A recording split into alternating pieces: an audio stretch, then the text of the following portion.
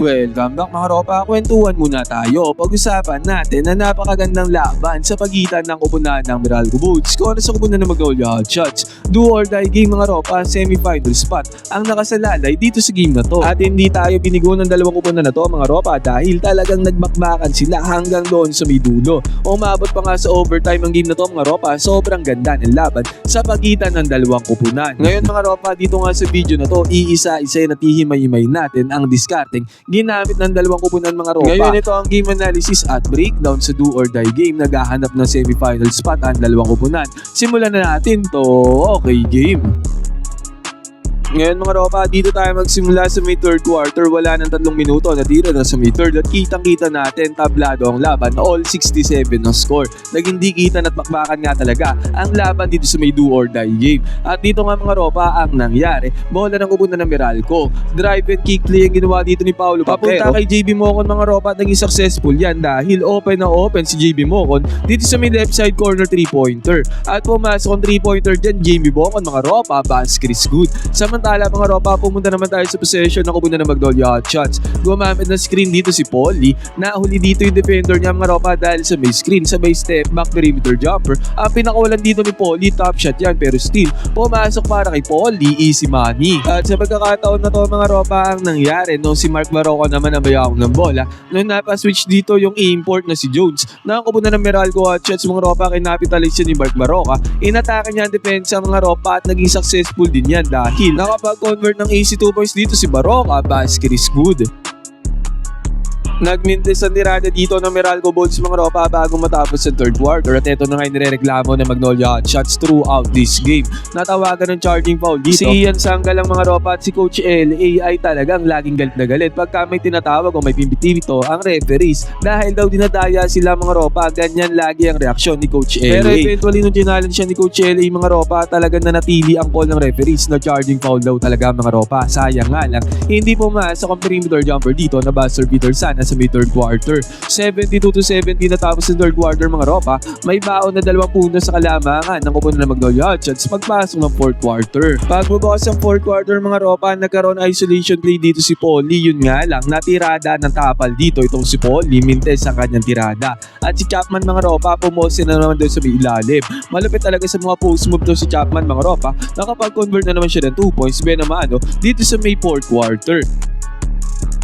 At nung nakik-outan ng bola dito itong si Chris Newsome sa may 3-point area, malayo si Chapman sa kanya mga ropa kaya pinukulang 3-pointer at pumasok 3-pointer dito para kay Chris Newsome. At samantala na sumubok bumawi ng long range bomb din dito itong si Paulie sa may 4-point area, mintes sa kanyang tirada. At eto nga mga ropa, buti na lang meron talagang Chapman na kupunan ng Magnolia Hotshots. Sobrang sure ball niya dito sa may perimeter, sa may pin mga ropa, hook shot ang ginawa dito ni Chapman, Chris Good. Nagkaroon na ng loose ball dito mga ropa pero na-manage pa rin ang kupunan ng Meralco Bulls na makontrol yung possession at nakakuha pa nga sila dyan ng easy 2 points. Samantala mga ropa, ang nangyari naman dito, sumubok bumawi dito si Gomez Deliano mga ropa, sayang nga lang inalog pa ang kanyang tirada, hindi nakuha ang lucky bounce dito para sa kupunan ng Magnolia Hotshots.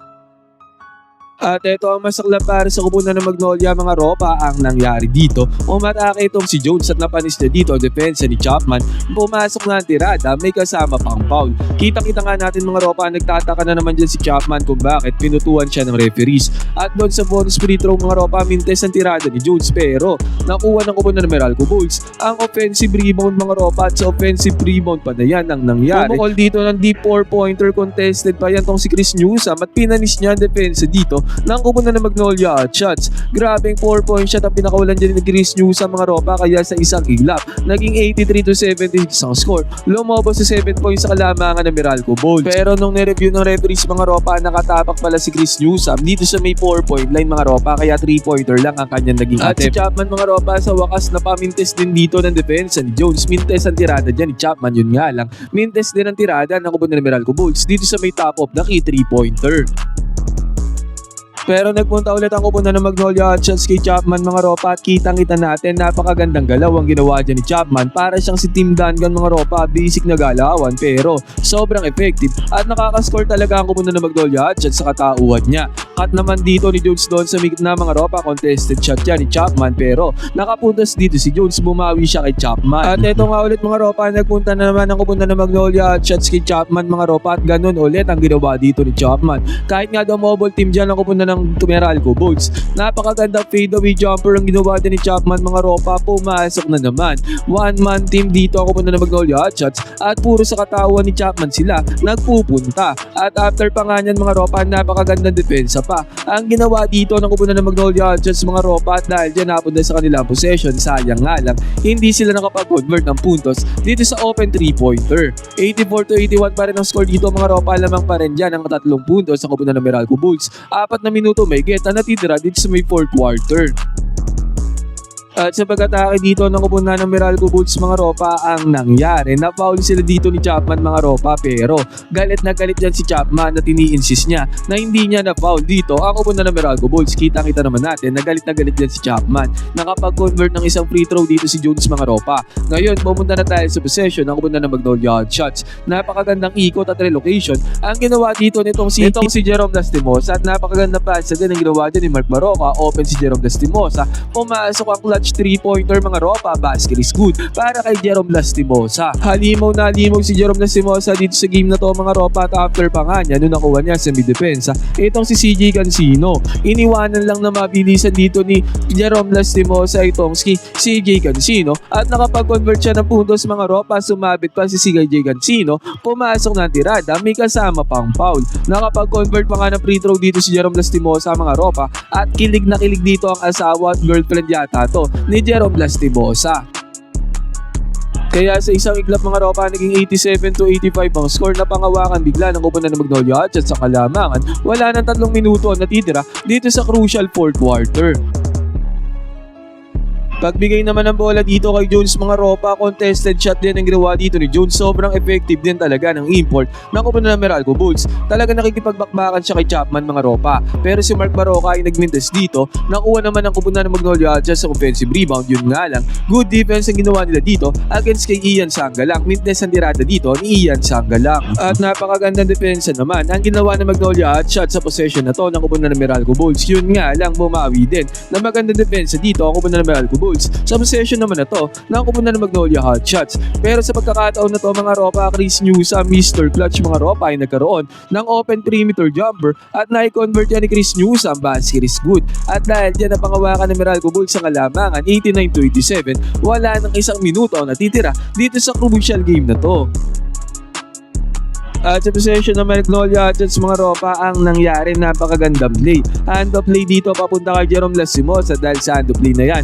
Open na open dito si Lastimosa mga ropa, crucial 3-pointer ang binaon dito ni Jerome Lastimosa. Sinabi ko nga sa inyo mga ropa, halimaw si Jerome Lastimosa dito sa game na to at dahil nga dyan nabigay niya ang kalamangan sa Magnolia Hotshots. 90-89 ng score. Ngayon mga ropa, possession naman dito ng kupunan ng Meralco Bolts. Ito naman mga ropa ang nangyari pagkakigaw ng bola papunta kay Bong Quinto mga ropa. One shot fake ang kanyang ginawa Livadio defender sa may relocation. Sa middle yung 3-pointer mga ropa at 3-pointer ay pumasok dito para kay Bong Quinto. Take note mga ropa, yan nakauna-una ang puntos si Bong Quinto at sobrang clutch pa niyang puntos na yan. Napa-timeout dito ang kupunan ng Magnolia Hotshots mga ropa, 92-90 na ang score. Segundo na lamang ang natitira dito sa napakagandang laban na to.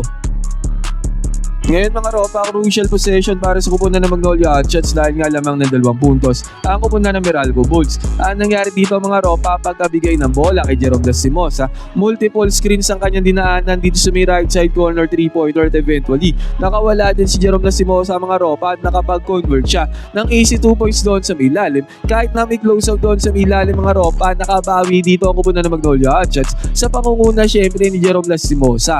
At dahil nga dyan, naging all 92 ang score, may oras pa naman ang titira para sa kupunan ng Meralco Bulls. At crucial possession naman para sa kupunan ng Meralco Bulls mga ropa ang nangyari. Chris Newsome ang dumiskarte pero magandang depensa ang pinakita dito ng kupunan ng Magnolia Hotshots. Hindi nakapag-convert ng puntos dyan si Chris Newsome mga ropa at eventually nagkaroon nga ng overtime dito sa crucial do or die game na to mga ropa. All 92 natapos ang regulation. Ngayon mga ropa, dito naman sa may overtime, Bong Quinto na naman ang takeover para sa kupunan ng Meralco Bulls. Sa may dulo pala siya ng 4th quarter at sa may overtime, nakareserba ang kanyang lakas at bonus mga ropa at nakachani pa nga siya dito ng is 2 points dito sa may fast break. Kaya lumobo kaagad sa 4 na puntos sa kalamangan dito ng kupunan ng Meralco Bulls. Pero ang superhero ng kupunan ng Magnolia Hotshots na si Jerome Lastimosa mga ropa ay nakakuha ng follow-up doon sa may lalim. At after pa niyan mga ropa, nagkaroon pa siya ng isolation play at nakapag-convert na naman napakagandang galaw, napakagandang putos dito itong si Jerome Lastimosa para itabla ang score. Clutch basket naman ang ginawa dito ni CJ Cancino mga ropa, 100 shot at after pa niyan clutch basket din ang pinanatan dito ni Cliff Hodge mga ropa kahit na awkward na tirada yan pero still naipasok yan ni Cliff Hodge. Samantala nagkaroon naman ng free throws dito itong si Jerome Lastimosa mga ropa at dahil dyan sa mga free throws na yan naging all 100 ang score. Wala nang isang minuto natitira dito sa may overtime.